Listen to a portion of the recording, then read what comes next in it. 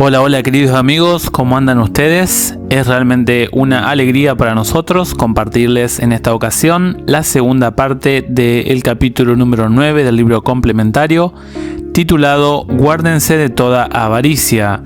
Estamos leyendo el libro complementario titulado Administrar para el Señor, escrito por Edward Reid. La segunda parte dice así: Acán y el hermoso manto babilónico. Fue una época de gran regocijo porque Israel había entrado en la tierra prometida. Habían cruzado en seco el río Jordán en temporada de inundaciones. Si bien el maná había cesado, los israelitas ahora estaban comiendo los frutos de Canaán. Las bendiciones de Dios habían continuado. Jericó, esa ciudad grande y sumamente fortificada, había sido reducida a un montón de escombros. Inmediatamente después de esta victoria, el pueblo se entusiasmó cuando Josué envió a 3.000 hombres para conquistar el pequeño pueblo de Ai. Pero el ejército de Israel fue derrotado y 36 de sus hombres murieron. 36 familias estaban de luto por la pérdida de un ser querido. Cuando Josué escuchó la triste noticia, cayó sobre su rostro delante del arca y permaneció allí el resto del día. Entonces Dios le dijo que había algo maldito en el campamento y que debía levantarse y solucionar el problema. Antes de que cayera Jericó, Josué les había dicho a los hombres: guárdense de las cosas condenadas, no toquen ni tomen cosa alguna de ellas, para no traer destrucción sobre ustedes y turbar el campamento de Israel. Pero toda la plata, el oro, los objetos de bronce y de hierro serán consagrados al Señor, ingresarán al tesoro del Señor. Josué 6, 18 y 19. La mayoría de los hombres llevaban cosas a la tesorería del Señor, pero Acán se detuvo en su tienda y escondió su botín. Josué echó suertes y descubrió que Acán era el culpable. Cuando se le preguntó, Acán dijo: «Es verdad, he pecado contra el Señor, Dios de Israel. Esto es lo que hice. Vi entre los despojos un manto babilónico muy bueno, 200 siclos, 2,3 kilogramos, de plata, y un lingote de oro de 50 siclos, 570 gramos, que codicié y tomé. Y lo escondí bajo la tierra en medio de mi tienda, y la plata debajo». Josué 7, 20 y 21. Entonces, según las indicaciones del Señor, apedrearon a muerte a Acán y a toda su familia. Colocaron todas sus posesiones sobre los cuerpos y quemaron el montón. Versículos 15, 24 y 25. El pecado mortal que condujo a Acán a la ruina tuvo su origen en la codicia, que es, entre todos los pecados, el más común y el que se considera con más liviandad. Mientras estas ofensas se averiguan y se castigan, cuán raro es que se censure siquiera la violación del 10º mandamiento. La historia de Acán nos enseña la enormidad de ese pecado y cuáles son sus terribles consecuencias. La codicia es un mal que se desarrolla gradualmente. Acán albergó avaricia en su corazón hasta que ésta se hizo hábito en él y lo ató con cadenas casi imposibles de romper.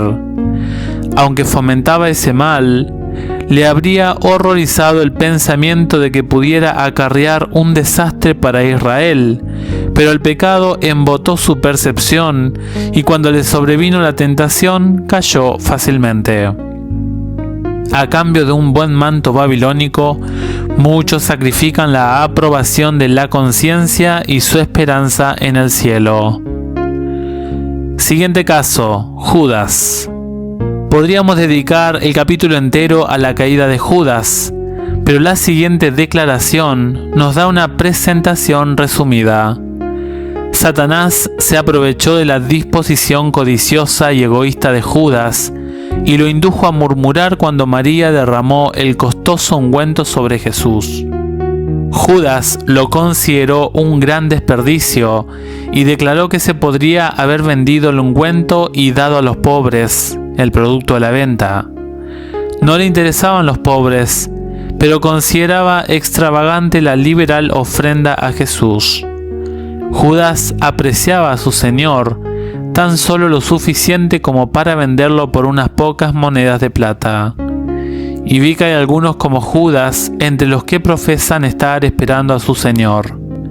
Satanás los controla, pero no lo saben. Judas, posiblemente el personaje más trágico de las Escrituras, perdió su amistad con Jesús por unas pocas monedas. Sin embargo, no fue este acto solitario lo que lo condenó. Fueron las decisiones cotidianas de llenarse los bolsillos a expensa de los pobres las que endurecieron su corazón. Persiguió el sueño imposible de una participación en ambos reinos. Con este fin, hablaba en forma convincente y astuta, pero no pudo ser. El mundo lo ganó y la codicia selló el trato.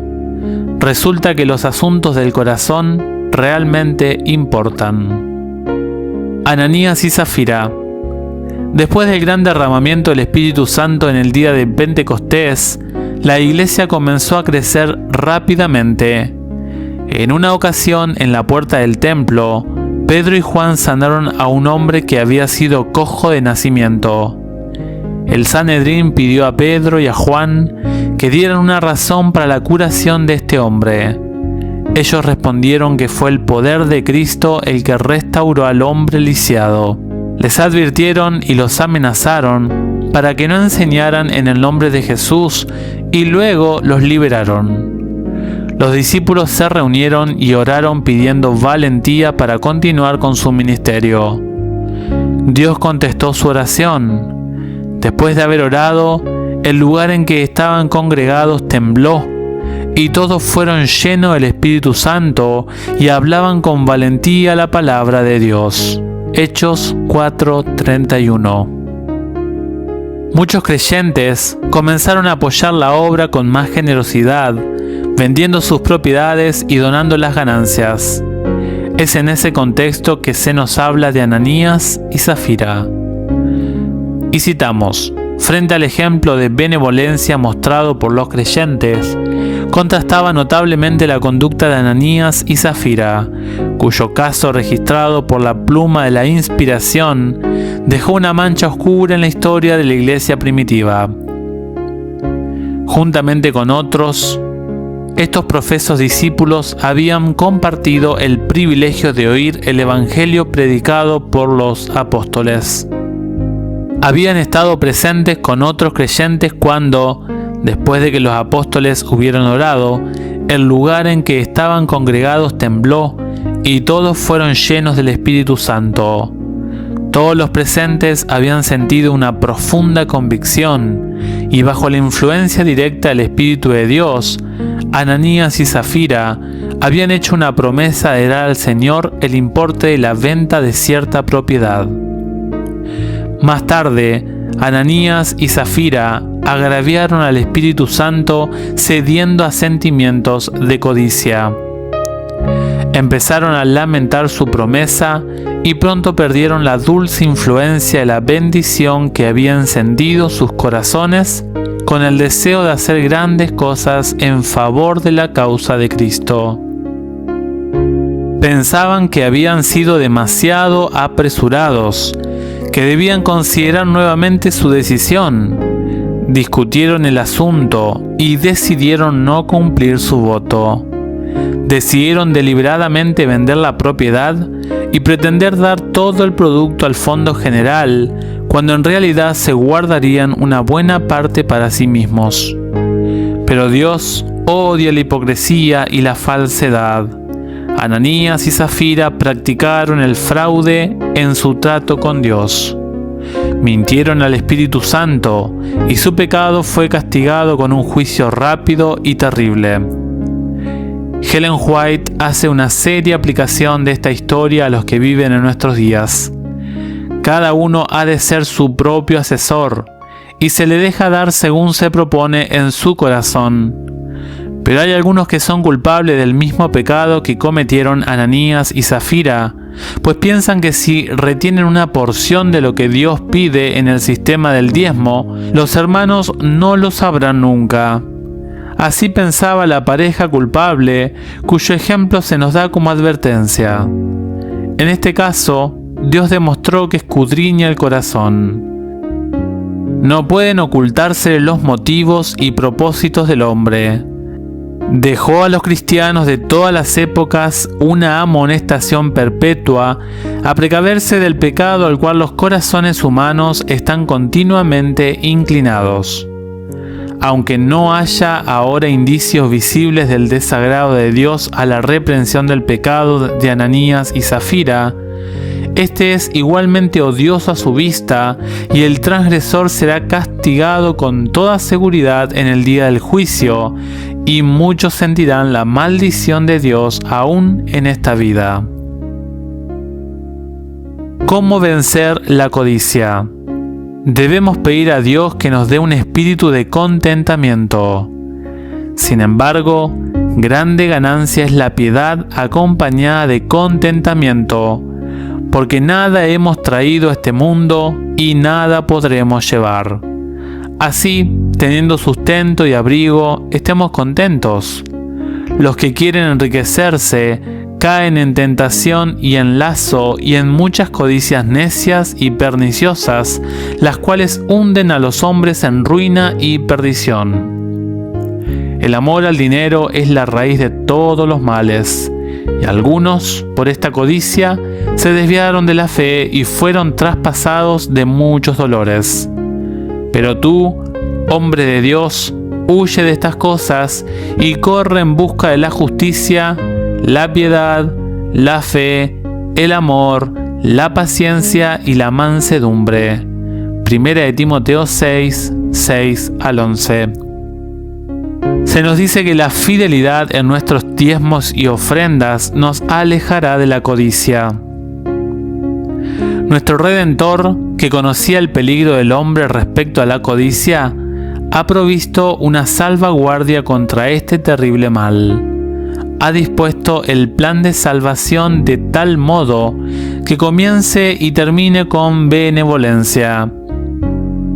Cristo se ofreció a sí mismo, un sacrificio infinito. Esto en sí y por sí va directamente en contra de la codicia y exalta la benevolencia. La benevolencia constante y abnegada es el remedio de Dios para los pecados ulcerosos del egoísmo y la codicia. Dios ha dispuesto que la benevolencia sistemática sostenga su causa y alivie las necesidades de los sufrientes y menesterosos.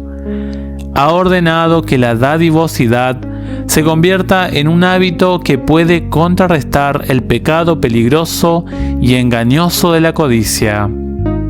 Dar continuamente da muerte a la codicia.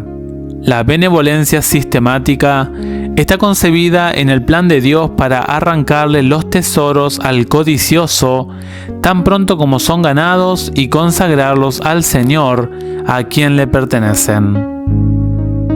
Ahora podemos ver la sabiduría en las palabras de advertencia de 1 de Juan 2, 15 al 17. El apóstol dice: no amen al mundo ni lo que hay en el mundo. Si alguno ama al mundo, el amor del Padre no está en él, porque todo lo que hay en el mundo, los deseos de la carne, la codicia de los ojos y la soberbia de la vida, no procede del Padre, sino del mundo. Y el mundo y sus deseos se pasan, en cambio el que hace la voluntad de Dios permanece para siempre. Que Dios te bendiga enormemente en esta hora y te esperamos en la siguiente entrega del audiolibro.